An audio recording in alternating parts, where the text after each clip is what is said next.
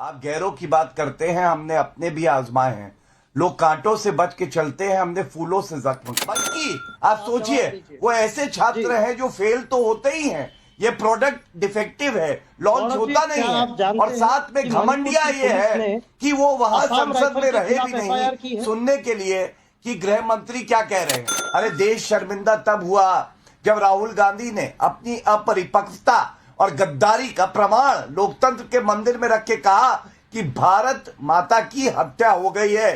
भारत माता की हत्या करने वाला कोई बाइकालाल अभी पैदा नहीं। भैया आप एक मुद्दे पर तो डिबेट लाए नहीं थे ना, पूरे सरकार के खिलाफ अविश्वास प्रस्ताव, और वो जवाब सुनने से पहले ही अगर आप वॉकआउट कर जाएंगे तो क्यों अविश्वास प्रस्ताव, क्यों चर्चा, और क्यों सदन का इतना समय बर्बाद किया गया? जनता आज ये सवाल पूछ। विपक्ष ने अविश्वास प्रस्ताव लाकर खुद के ही पैरों पे कुल्हाड़ी मार ली है। जहां मुद्दा मणिपुर था, वहां पे मुद्दा बने राहुल गांधी।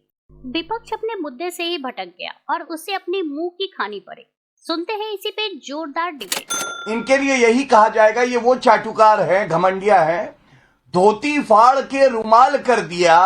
कांग्रेसी फिर भी बोल रहे हैं वाह राहुल कमाल कर दिया। अरे हालत अपनी देखो।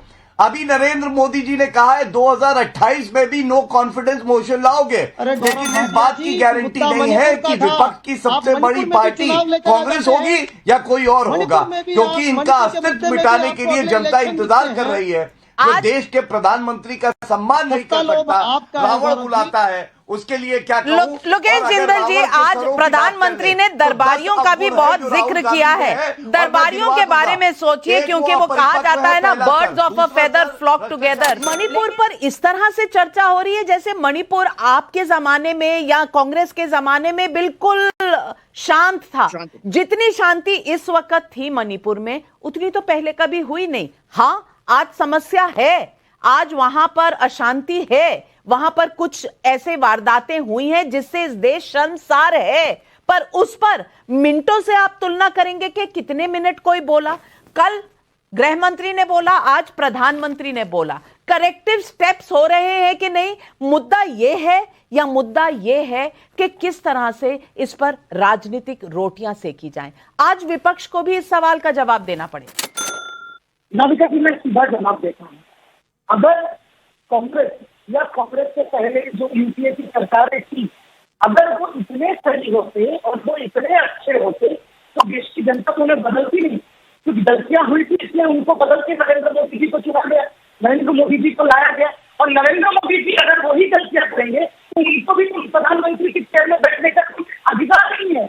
और रहा बात मणिपुर का, मणिपुर ऐसा कोई जगह नहीं है कि जहाँ पर एक छोटी सी कुछ रिश्ते में कुछ गलत काम हो गया, किसी लड़की के साथ दुर्व्यवहार हो गया या किसी को मार दिया गया। मणिपुर ऐसा एक जगह है, इस देश का हिस्सा, जहाँ पर 3 महीने में 200 लोगों की हत्या हुई है।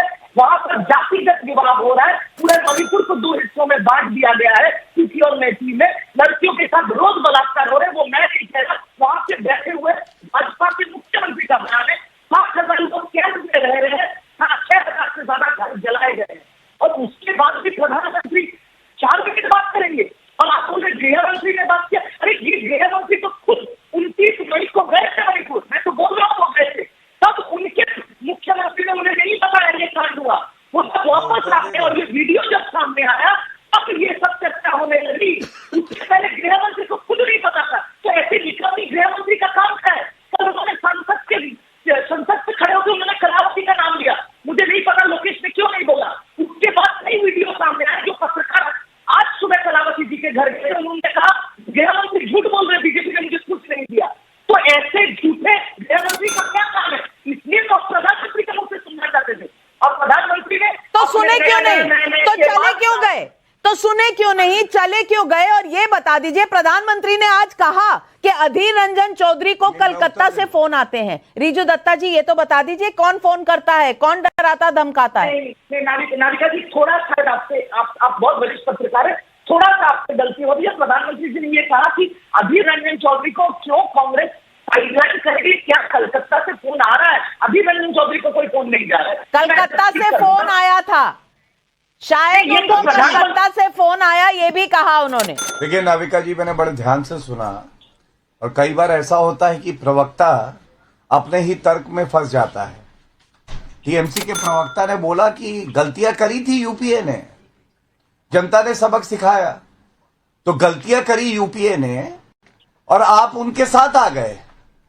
केवल नरेंद्र मोदी जी से इतनी नफरत है कि जो गलतियां करता है, जिसने देश को लूटा, वंशवाद का प्रतीक है, सांप्रदायिक राजनीति करता है, उसके साथ आ गया। वाह क्या तर्क है, पूरा देश देख रहा है।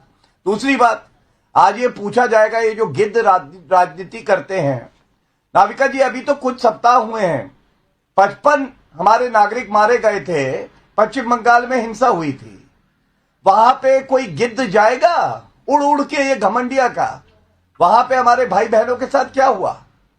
और जब 70 साल की महिला के सामने देखते हैं हम किस तरह से अत्याचार होता है, मारा जाता है, मजूमदार जी नाम था उनका, ये बात है जब चुनाव चल रहे थे, तो महिला अस्मिता का क्या हुआ?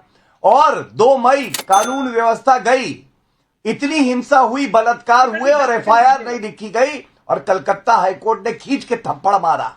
और आज महुआ मोइत्रा जो कि बहुत चिल्ला के बातें रखती हैं, उसमें तथ्य नहीं होते हैं, वो खुद नहीं थी संसद में सुनने के लिए कि प्रधानमंत्री जी को क्या जवाब देना है, क्यों नहीं पूछा जाएगा? और ये भी पूछा जाएगा, महुआ मोइत्रा महिला की बात करती हो तो महिला जो पश्चिम बंगाल में बलात्कार होता है, मारी जाती है, डराया जाता है, जिनकी गलती केवल इतनी है कि वो राजनीतिक सोच आपसे अलग रखती है, उनके लिए आवाज क्यों नहीं उठाती? सवाल बहुत गहरा है। और रिजू दत्ता, आपका काउंटर चाहिए, आपका जवाब चाहिए इस पर। दूसरी तरफ कर लेती मैं है। सिर्फ जवाब इतना ही देना चाहता हूँ कि दुनिया का वो व्यक्ति सबसे ज्यादा कायर होता है जो अपनी गलती छुपाने के लिए दूसरों की गलतियां गिनवाता है। इसे वाटर बाउंड्री कहते हैं, वाटर बाउंड्री के हिंदी में दिक्कत तो ये है, उनको ममता बनर्जी को कायर क्यों बुला रहे हो?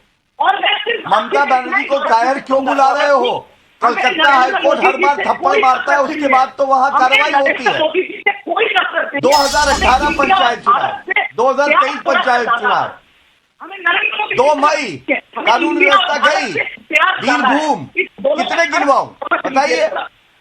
दिक्कत तो इस बात की है रिजू दत्ता जी, ये गलतियों छुपाने की बात नहीं है। मुद्दा ये है कि क्या आपको अपनी गलतियां नहीं नजर आती, क्योंकि आप सिर्फ मोदी जी की गलतियां, सरकार की गलतियां निकालने में इतने व्यस्त होते हैं, इसीलिए जनता ये भी सवाल आपसे पूछती है। लेकिन मैं पूछना चाहती हूं आज लोकेश जिंदल साहब से, क्या आज ऑपोजिशन ने वॉकआउट किया क्योंकि उन्हें लगा कि प्रधानमंत्री बात करेंगे मणिपुर की तो शायद उनके पास कोई जवाब नहीं होगा? क्या इसीलिए आपने वॉकआउट किया क्योंकि आपको लगा कि प्रधानमंत्री इस बात की बात करेंगे कि आपने अपने अतीत में क्या क्या गलतियां की हैं?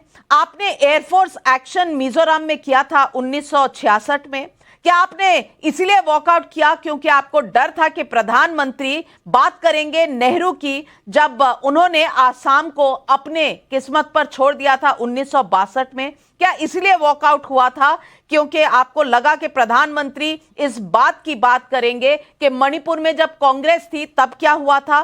क्या इसलिए वॉकआउट हुआ था क्योंकि आपने सोचा कि तब कांग्रेस काल में हर सरकारी मुलाजिम को अपनी तनख्वाह का एक हिस्सा सेपरेटिस्ट को देना पड़ता था, जब मनमोहन सिंह यासीन मलिक से मिलते थे? क्या इस पूरी फेरिस लिस्ट के डर से आज कांग्रेस ने वॉकआउट कर दिया? नाविका जी, कांग्रेस ने वॉकआउट किया नाउम्मीदी से। इस कदर बढ़ गई है नाउम्मीदी कि आरजू की भी आरजू होने लगी। हम प्रधानमंत्री से मणिपुर के बारे में पूछ रहे थे और प्रधानमंत्री किसकी बात कर रहे थे? चुनाव की, सरकार की। नाउम्मीदी तो अब अवनीश अवस्थी जी, नाउम्मीदी तो अब 2028 तक प्रधानमंत्री ऐलान कर चुके हैं, तो ये इतनी नाउम्मीदी लेकर कहां जाए? देखो नाविका जी, बड़ी साफ सी बात है कि लोकेश जी को समझ में नहीं आ रहा, अजीज खान और रिजू दत्ता को समझ में नहीं आ रहा। 2018 में कह दिया था, उन्हीं के नरेंद्र मोदी के बनाए हुए एजेंडे पे आज भी आप चल रहे हो। उन्होंने कह दिया था ना कि 2023 में लेके आना फिर से, अब उन्होंने कह दिया 2028 में लेके आना फिर से। तब आप कहते थे कि नहीं, अभी आपको वही करना पड़ रहा है, आगे भी वही करना पड़ेगा। क्यों? उसका कारण है क्योंकि जमीनी स्तर पर इस देश में जिस तरीके का कार्य हुआ है ना पिछले 9 सालों में, पिछले 70 सालों में काम नहीं हुआ, ये सच है। लोगों को मालूम है। आप टेलीविजन चैनल पे बैठ करके जिस तरीके से बात कहते हैं ना, आप बताइए हिमाचल में वैट कितना बड़ा? सरकार आपको बताता हूँ 7.5 लाख करोड़ का कर्ज हिमाचल में सरकार आने से पहले आपने कहा कि महंगाई मुद्दा है। 3.5 लाख करोड़, सरकार आपको 3.5 लाख ये बताइए, जब मनमोहन सिंह आए थे, आप मुझे बताइए इस महंगाई का कारण क्या है? राज्य सरकार कर्जे पर कर्जा लेती जाती है, महंगाई बढ़ती जाती है, मनमोहन सिंह गए 2014 में, तब पेट्रोल का दाम क्या था? कम कर दिया। बताइए ना। आज रोजगार बताइए किस लेवल पर है? हरियाणा में 40% से ऊपर बेरोजगारी है। अब आप हरियाणा पे आ गए। कौन जिम्मेदार है इन सबका? अधीर रंजन चौधरी जो हैं पश्चिम बंगाल में कहते हैं, अधीर रंजन चौधरी जी को निलंबित कर रहे हो क्यों? क्योंकि हमने आपसे सवाल पूछे, जिम्मेदारी निभाते हुए कभी हम तो प्रस्ताव रखा पश्चिम बंगाल की हिंसा पर, लेकिन आप विपक्ष से नहीं चलने वाली है। सवाल पूछने पर नहीं, सवाल पूछने पर अधीर रंजन चौधरी जी को निलंबित नहीं किया गया है। उन्होंने नीरव मोदी नाम कहा प्रधानमंत्री का, इस पर निलंबित किया गया है। और सफाई क्या है? नीरव मने शांत, इसीलिए मैं शांत शब्द कह रहा था। वैसे माफ कीजिएगा, उन्होंने कुछ ही समय पहले दलील दी थी कि उन्होंने राष्ट्रपति को राष्ट्रपत्नी कहा था क्योंकि उनकी हिंदी अच्छी नहीं है। आज इतनी अच्छी हिंदी हो गई कि नीरव शब्द शांत की जगह यूज कर रहे हैं। क्या गौरव भाटिया, ये एक्सप्लेनेशन आपके गले उतरती है? देखिए, मैं तो ये कहूंगा, ये वो अधीर रंजन चौधरी हैं जो वाकई बहुत अधीर रहते हैं। और नाविका जी, आपने बिल्कुल सही कहा, राष्ट्रपति का जो सम्मान होना चाहिए वो नहीं किया, राष्ट्रपत्नी, हिंदी खराब है। उसके बाद अभी हमने संसद में देखा किस तरह से इन्होंने कहा प्रधानमंत्री जी के लिए कि द्रौपदी का वस्त्र हरण हो रहा है और हमारा राजा अंधा है। अरे अंधा अगर कोई पुत्र मुंह में हुआ है तो वो तो सोनिया गांधी हुई हैं, क्योंकि दुर्योधन कोई है तो वो राहुल गांधी है। अभी यहां कांग्रेस के प्रवक्ता बोल रहे थे चुनाव, अरे इतने अधीर थे राहुल गांधी, अपना भाषण देने के बाद राजस्थान में चुनाव है इसकी चिंता थी और संसद छोड़ के चले गए। और अभी 20 दिन से कह रहे थे मणिपुर का मुद्दा बहुत ही आवश्यक है, तो छोड़ के क्यों गए? देखिए, ये जो अर्ज किया है ये Congress party, Samajwadi party, TMC जो विपक्षी दल हैं, क्योंकि वो भारत का हिस्सा है, तो भारत की जनता क्या कहती है? आप गैरों की बात करते हैं नाविका जी, आप गैरों की बात करते हैं, हमने अपने भी आजमाए हैं। लोग कांटों से बच के चलते हैं, हमने फूलों से जख्म खाए हैं। क्योंकि ये मिट्टी का तेल लेके जो घमंडिया बैठे हैं, ये केवल जख्मों पे नमक डालना जानते हैं। और प्रधानमंत्री जी ने आज मरहम लगाने का काम किया है। मुझे तो शर्म आ रही है, इनकी नेत्री जो संसद के पटल पर बोली, वो आज क्या उपस्थित थी सदन में? मुझे तो नहीं दिखाई दी। और वो भूल गई याद करना कि उनके ही पार्टी के राष्ट्रीय अध्यक्ष ने कहा था लड़के हैं, लड़कों से गलती हो जाती है। वो भूल गई कि आजम खान ने एक नेत्री के जो अंगवस्त्र होते हैं उसका रंग देख लिया था अपनी आंखों से। वो भूल गई कि जब अखिलेश यादव मुख्यमंत्री थे तो 40% बलात्कार के मामले ज्यादा होते थे बनस्पत जब योगी जी मुख्यमंत्री बने, और अपराध और बलात्कार के मामलों में कमी आई। वो भूल गई कि अखिलेश यादव उनके जो पति हैं जब मुख्यमंत्री थे, और एक पत्रकार थी, उसने पूछा कि रेप हुआ है तो अखिलेश यादव बोले तुम तो ठीक हो, तुम्हें तो कुछ नहीं हुआ है। इसलिए कम से कम मैं इतना कहूंगा, ये समय वो है कि ये जो आप छिछोरी घटिया हल्की राजनीति करते हैं ये बंद करें। और प्रधानमंत्री जी को रावण बुलाया गया, देशद्रोही बुलाया गया। अधीर रंजन चौधरी ने आज तुलना नीरव मोदी से कर दी। कम से कम इतना तो आलोचना करते कि हाँ ये जो घमंडिया है ये गलत बोल गया और इसीलिए आज उसे सस्पेंड कर दिया है। नाविका जी, जो खबर आ रही है Adhir Ranjan Chowdhury has been suspended now because उन्होंने ऐसी गलत अमर्यादित भाषा का प्रयोग किया। जहां लोकसभा से अधीर रंजन चौधरी को सदन से निलंबित किया गया, वहीं राज्यसभा से राघव चड्ढा को निलंबित कर दिया गया है। आम आदमी पार्टी के सांसद राघव चड्ढा को शुक्रवार को राज्यसभा से निलंबित कर दिया गया। यह फैसला उनके खिलाफ मामले की जांच कर रही विशेषाधिकार समिति की रिपोर्ट आने तक लागू रहेगा। निलंबन का प्रस्ताव पीयूष गोयल द्वारा पेश किया गया था। इन्होंने कहा कि राघव चड्ढा की कार्रवाई अनैतिक थी। गोयल ने चड्ढा पर विशेषाधिकार हनन का आरोप लगाते हुए कहा कि चड्ढा का आचरण अप्रत्याशित और संसद सदस्य के लिए अशोभनीय है। गोयल ने यह भी कहा कि राघव चड्ढा ने यह भी कहा कि उनके सहयोगी संजय सिंह को सवाल पूछने के कारण निलंबित किया गया, जबकि वह अच्छी तरह जानते थे कि संजय सिंह को अमर्यादित व्यवहार के कारण निलंबित किया गया था। राज्यसभा के 5 सांसदों भाजपा के एस फांगनोड कोहनेयांग, नरहरि अमीन और सुधांशु त्रिवेदी, अन्ना द्रमुक के एम थमीदुरई और बीजेपी के सस्मित पात्रा ने कहा कि राघव चड्ढा द्वारा संसद में पेश की गई प्रबल समिति में उनकी सहमति के बिना उनका नाम शामिल किया गया। राघव के खिलाफ फर्जी हस्ताक्षर के भी आरोप हैं। हालांकि राघव चड्ढा ने अपने आरोपों का खंडन किया है। उन्होंने कहा कि एक सांसद किसी भी समिति के गठन के नाम का प्रस्ताव रख सकता है। जिस व्यक्ति का नाम प्रस्तावित हो उनके ना तो हस्ताक्षर ना ही लिखित सहमति की जरूरत है। उन्होंने कहा कि मान लीजिए कि मैं जन्मदिन की पार्टी आयोजित करता हूं और 10 लोगों को आमंत्रित करता हूं, उनमें से 8 आते हैं और 2 मेरे निमंत्रण को स्वीकार नहीं करते। इसके बजाय वो मुझ पर आरोप लगाते हैं कि आपने हमें अपने जन्मदिन पर आमंत्रित करने की हिम्मत कैसे की।